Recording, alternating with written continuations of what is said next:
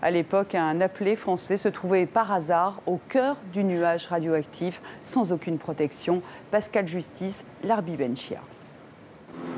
1962, Michel de Soubré, jeune appelé de 20 ans, s'envole pour l'Algérie. Nous partions de Nancy vers une destination inconnue.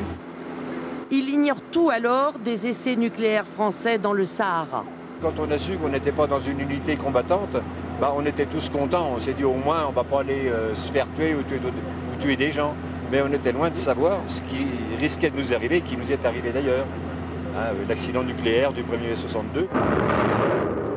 L'ébranlement du sol soulève les poussières accumulées par l'érosion sans cassure de la montagne.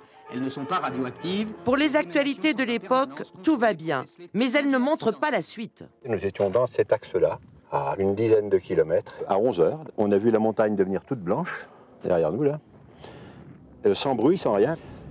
Et là, on a vu un nuage noir sortir de derrière la colline, là. Et puis là, on s'est dit, il y a quelque chose qui a raté. Et puis le vent nous l'a amené sur nous. C'est l'accident. Ce jour-là, la radio ne répond pas. Et les 9 militaires sans combinaison restent 3 heures dans le nuage radioactif. Puis, déboussolés, ils avancent vers la montagne. Invité à revenir sur le site avec des scientifiques, Michel raconte.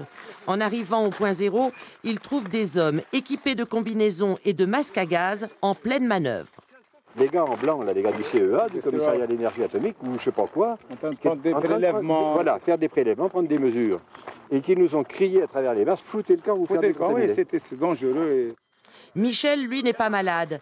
Mais de la lave radioactive a été projetée sur la colline en face. Les Français, avant de partir, ont juste jeté du sable sur ces pierres hautement toxiques. Un geste dérisoire face au danger. Quand on remonte jusque là-haut, on voit des failles tout le long de la montagne. Il y a la possibilité aujourd'hui, c'est d'entrer d'eau dans ces fissures et de contamination. Car quand il pleut, l'eau polluée coule jusqu'au village. Depuis 50 ans, il y a urgence à décontaminer. Ça coûte cher.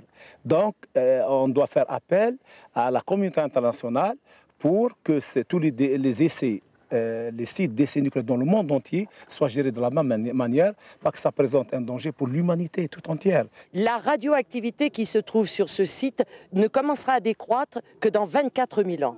Mais le plus important est à l'intérieur de la montagne, une montagne fissurée qui n'est absolument pas protégée. On apprend ce soir que l'ancien dirigeant